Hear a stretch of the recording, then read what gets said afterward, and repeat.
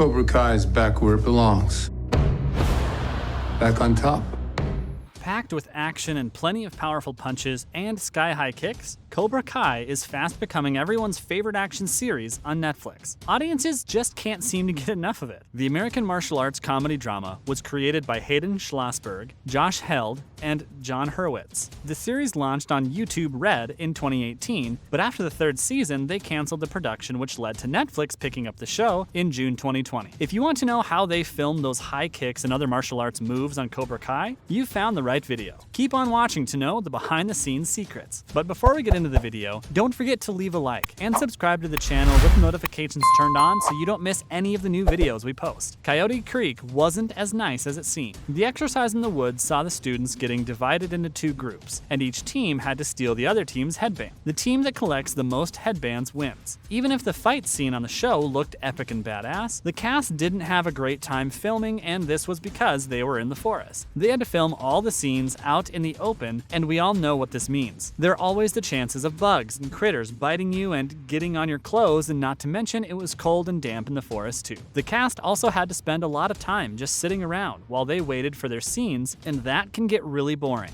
The epic fight scene between Hawk and Miguel didn't really look great during shooting either. Sometimes we can't help but admire how the actors flawlessly execute their fight scenes as if they were born doing karate and martial arts. Well, lots of magic goes into producing those scenes, and the actors would be the first to tell you that. In the showdown in the woods, Miguel and Hawk had a fight scene that fans remember very well. However, shooting this scene was less than glamorous and easy. Not only did Miguel fall on the ground, but he also got mud all over him. Behind the scenes of all those flawless high kicks are blunders. Acting isn't so easy after all, but actors do their best to deliver a great show. Almost all the scenes in Cobra Kai are shot on location. The majority of the series was filmed in Los Angeles, California, as well as Atlanta, Georgia. Much of the first two seasons were shot in other cities throughout Georgia, such as Marietta, Peachtree, Fayetteville, Union City, and Conyers. The parts in the show that actually took place in California were shot in the neighborhood of Encino, Tarzana, and Reseda. The Cobra Kai dojo is real, and you can pay a visit anytime you're in town on the West Coast. The strip mall where Johnny opened his business is supposed to be in LA, but it's located in Atlanta. The dojo's interior designs were filmed on a soundstage. However, the exterior shots were taken in Atlanta. LaRusso's car dealership and house are located in Georgia too. The beautiful family home may look like it belonged in a Los Angeles suburb, but it's actually located in Marietta, Georgia. All the scenes that involved his beloved car dealership were filmed in nearby Union City. However, Johnny's apartments are in Los Angeles. They tried to get the one-bedroom walk-up as authentic as it could get. The apartment building is located in Tarzana and is one of the few locations that was actually filmed in Los Angeles. Some parts of the third season were also filmed in Okinawa. This was around the time when LaRusso went back to Mr. Miyagi's hometown. Remember the drink-off scene between the girls? The girls had to drink as much as possible while trying their best to stand on one foot and not tip over, which is not an easy feat.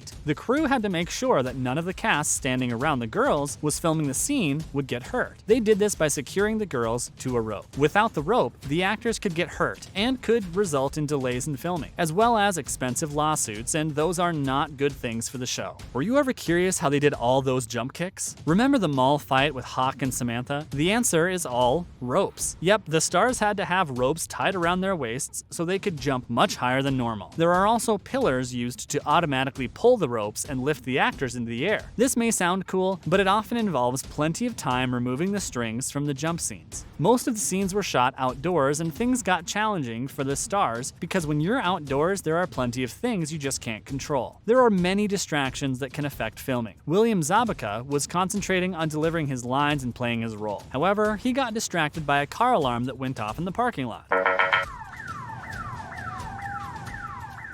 Do you hear that? The scenes filmed in the dojo were also disturbed by mosquitoes, bees, flies, and bugs that sent the cast running away like children. This led to delays. Gianni DeCenzo was also unfortunate enough to almost choke on a moth. Now that's something that does not happen every day. Of course, everyone remembers the violent school brawl. The brawl involved Peyton List, Tanner Buchanan, Zolo Mariduena, and Mary Mauser. They only had 4 days to shoot the entire fight scene, and it was shot as a oneer. There were no cuts in the camera, no cuts in the acting, and the camera just followed all the action. Stingray then came to bring in all the action and kicked a student. Just when you think that things couldn't get any crazier, they did. There's even a behind-the-scenes shot of the memorable school brawl with Stingray. LaRusso uses traditional Chinese methods to teach students the art of the craft. One time, he told Samantha and Robbie to practice karate while standing on a wooden platform on the water. Johnny, on the other hand, had a different approach. He put his students inside a cement mixer truck and told them to use their body's strength to make the wheel turn. Audiences were skeptical that they would be able to push the giant wheel. In reality, the inside of the cement truck looked nothing like a real one. Real mixers have spiral edges that help mix sand and water thoroughly. Fans can also see from John Hurwitz's Twitter post that it's all fake. What they used was a giant spinning cylinder that they filled with cement. They then placed the camera on one end, making it seem that the students were inside the truck and mixing cement. What about the mall fight?